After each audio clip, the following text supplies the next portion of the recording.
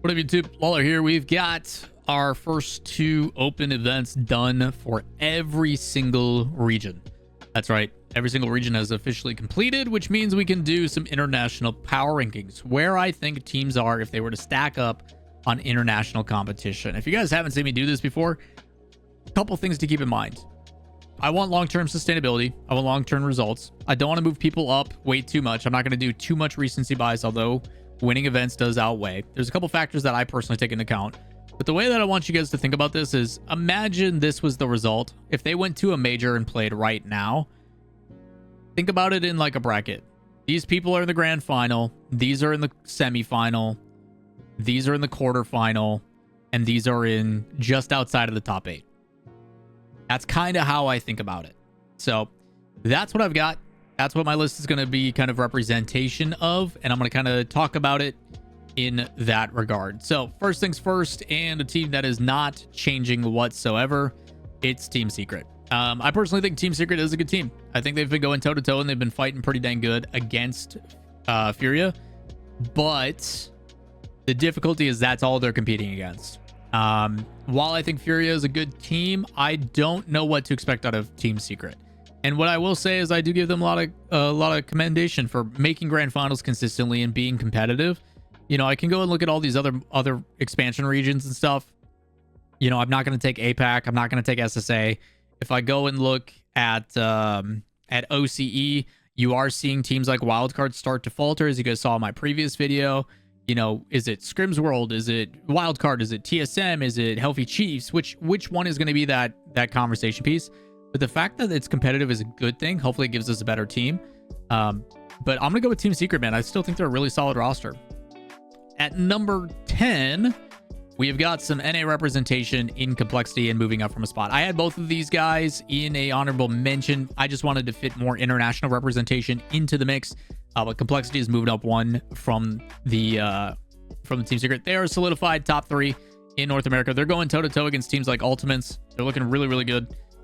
Really high floor. I don't know if they peak much above with their ceiling above said floor.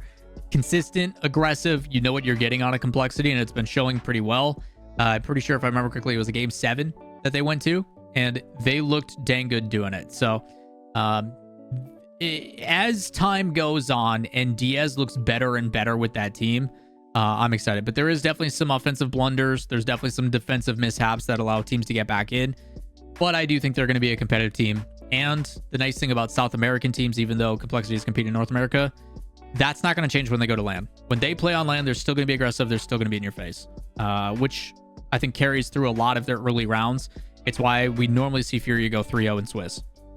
Number 9, a new addition to the board is Dignitas. Dignitas had a phenomenal regional. They played quite well. They went through Vitality. They did some things, but I want to see it more. Again, I'm not going to put Dignitas immediately into like the top 5, top 6, even though we do have some serious EU bias. I do think Dignitas as a team, couple things to note. Number 1, they broke the curse. You guys saw me do a video with it. You saw the thumbnail. Yours has finally broken through that quarterfinal curse. I think that's going to do a lot for the mental. It is very exciting to see him and Jack work together as former teammates and still perform the way that they are. And as I told you guys, I would never expect Stizzy to perform that poorly ever again. Stizzy's a very talented player. And maybe the first main event with the new team put some pressure on him, but mechanically he was a little bit off. And I expected, hey, he's going to get back to normal Stizzy self. There's a reason why he got picked up. There's a reason why he got built around on Dignitas. And we got to see it. He, to me, was one of the best impactful players on the team. So very excited to see Dignitas move forward. I want to see it again. Sure, they beat Vitality. Sure, they did some things, but I need to see some more of it, because I have had times with this Dignitas team, and we've seen it historically, where they look so good, and then they poop the bed the next event, and we're like, what happened? They're not as inconsistent as a team like Shopify Rebellion, but I think the problem is they contrast so heavily because we know how good they can be. Dignitas to me is a damn good team. Curious to see how it goes. Number 8, new addition as well, and I think one that a lot of people are excited. Not a new addition, just moving up. We've got Twisted Minds. That is way too purple. Did I go this one? Yeah, with that one. Twisted Minds. If you guys did not see my last video, go check it out. We did a recap of OCE and Dig, or OCE and Mina. Twisted Minds beat Falcons. Falcons has not lost a series with the Twins in like, or lost an event with the Twins since like 2023. It's pretty important. December 2023 is when they picked up the Twins from Rule 1, and they have won every single regional since until now. Twisted Minds, still a new team, still figuring things out. Rise is playing on 100+ ping. Him and Atomic and Nalpo seem to be clicking, and they look good. This is a very threatening second team that I think many people do not want to play against. I'm putting it out there right now. If this team, hypothetically, we're saying this is like, if we're talking a top 8 bracket, this is the quarterfinal teams, which are going to be playing the top seeds. And if I'm the top seed and I'm going up against something like Twisted Minds, I don't feel comfortable in that, which I think is a lot of credit being given to a team that is still kind of finding their form. Be careful of the 2 veteran players that have been to many a major, getting a young kid with a lot of talent. We'll see what happens. Do we have a new TRK type representation? We'll see. Number 7 in North America, we've got the Ultimates moving down 1 spot. It's interesting on this conversation because I do think these next ones are really tough to pick for me. Personally, I think the Ultimates did perform better, but I still think they're lacking an identity. I still think they are trying to figure out what it is that makes the Ultimates the Ultimates. There's a lot of talent on that team. We all know that. We knew this team on paper was going to be stacked. And this time, this past weekend, it was Chronic that really stole the show. It was First Killer playing like the best I've seen First Killer play in a long time. But are they going to fall to the same habits we saw with every other team where something goes wrong and like the entire team implodes mentally? Or you see some weird stuff where they get complacent and they just throw everything they've ever had away after winning one regional. Like, I need Ultimates to do 2 things. I need to show that they can continue to be competitive against Energy, because that's the only teams they're losing to right now is basically Energy in the finals. And then the second thing is, can they actually beat Energy? Can you actually show me you're competitive and you have a chance of stepping up against that super team? I haven't seen it yet. And it worries me when you don't have an identity, you don't have a form factor. You're kind of just going through the motions right now. And I'm sure they're working hard towards strategy and stuff. But you need to know exactly what you are trying to achieve and what you're trying to do as a style when you go to a major. You need to be able to play your gameplay. And I don't know if they have that yet. It feels undefined for the Ultimates currently. It's the only reason I have them moving down a spot. With that said, moving up a spot is Furia. Again, do I think the competition is a little bit easier in South America? Sure. But going 12-0 in the playoffs and looking as dominant as they do, to me, Furia 100% still has the potential to make top 4. I think they play their style. I mentioned it just a little bit ago. There is a reason why Furia goes 3-0 in Swiss a majority of the time. They're aggressive, they're fast, they're mechanical. I think Lost being the addition was fantastic. Drafinho is even better. I think this team still has a chance to showcase a top 4 in international competition. It's a stacked lineup ahead of them, though. Furia's still a good team, guys. I still think they are really, really good. I think they are trying to still be a standout in the expansion regions compared to some of the others where it is very close. And a lot of credit goes to them, because it's not easy to stay on the top while everybody's gunning for you. Number 5, we've got the team you know and love. It's NIP. NIP is not moving. You guys have heard me talk about this team. I said they're only going to get better. I think we're going to see Nas have a Drawley-esque type season, where as he gets more and more comfortable, as he gets more reps, as he gets more familiar with what's going on, they're going to be great. And we saw that. We saw moments where this team is able to take down some of their counterparts, where they're able to go toe-to-toe against some of these top 3 big names in the region and win.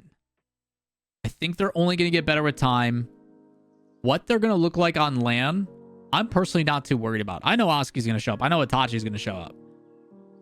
Is Nas going to be able to take them to that next level? I don't know. I think it's pretty tough. I personally think when the going gets tough, NIP can handle Furia's pressure. I think NIP is a better team objectively. I think they have all the pieces to go and do what Furia does, but better. Because to me, Furia, unfortunately for them, while they are very talented, is very one-dimensional. I know when I play Furia exactly what I need to do to counter that team. Can you do that is a different story. Like, Furia is not easy to play, but I know exactly what I'm getting out of them. I know how to play a play style to beat them. NIP to me is more dynamic. I don't have them moving, but this could be one of the matchups. Like if this is a quarterfinal, if this is this is to me like I'm hoping to get this in like a 2-0, 2-1 Swiss round. I would love to watch this match. But as of right now, I have NIP winning. We'll see if that happens because Furia has the experience. Up next, at number 4, to nobody's surprise, I think, is Falcons. Falcons is top 4 team. Sure, they just lost to Twisted Minds in Game 7. And it takes more than one to dethrone what, in my opinion, is one of the most consistent teams in the RLCS. They play a very, very consistent level of gameplay. And that's not me saying like, hey, it's not impressive mechanically, because they still pull out all the mechanics. They hit their mechanics. They play their gameplay well. They do what they need to. But sometimes, and I've said this a couple times actually today on stream, sometimes there's rosters in front of you that just have better players. It's not that you guys aren't good. There's just players that are at a different tier. And ironically enough, I think Falcons has some of them. I think TRK is still one of the best players in the world. I think Nalpo and Rawas and all these young Mina talent are so good and still untapped at their full potential. But when you look at some of the other studs in front of them, it's like, man, it's tough to pick. Falcons, to me, when you get to... Anytime you make top 8 in the RLCS, in my opinion, when you are at LAN and you are playing in that final bracket, coin flip. Who's feeling better on the day? Who prepared? Who made sure to wake up and work out and eat their Wheaties? Like, who came in mentally prepared better and is, you know, sound body, sound mind type stuff? That's what separates these teams, because they're all fully capable of winning the whole thing, especially now with Falcons actually doing what they did at EWZ. Number 3, dropping down a spot, is Vitality. Vitality did suffer a loss to Dignitas. Vitality, I think, and I will make this statement again, I personally believe Vitality will look better on LAN. I think Vitality playstyle-wise is more fundamentals. It's not as mechanical. It is a playstyle that may suffer online a little bit because it's not as risky. But when you go on LAN, fundamentals are more important. You're in an unfamiliar setup. You're not going for as risky things, which means that you're going to be playing more 1-to-1, which is the expectation.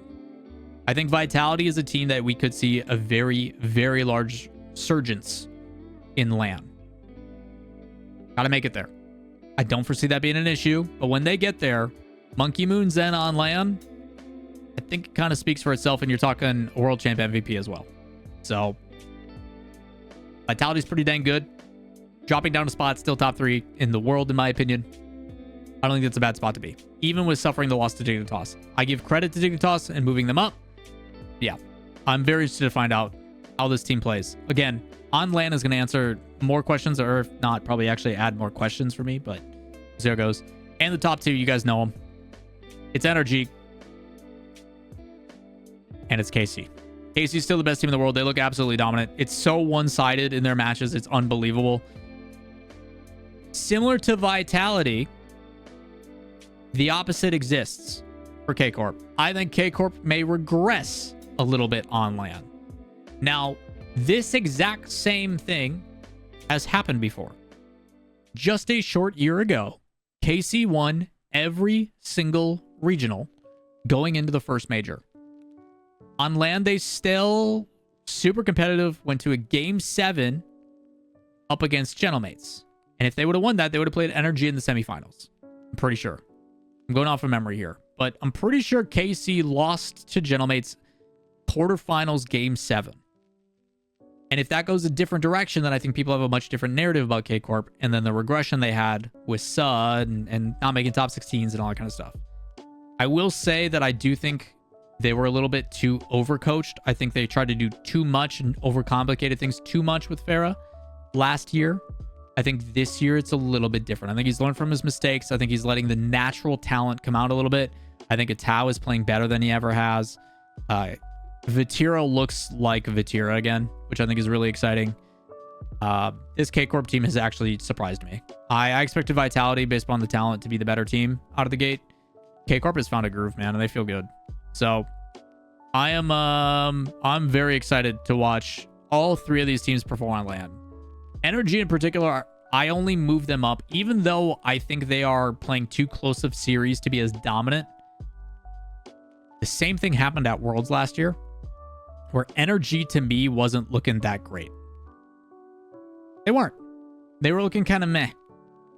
But they were still winning, and they still made it to the grand finals. This is now 11 events in a row between online and major and world championship that Energy has made it to the grand finals and either won or gotten second place.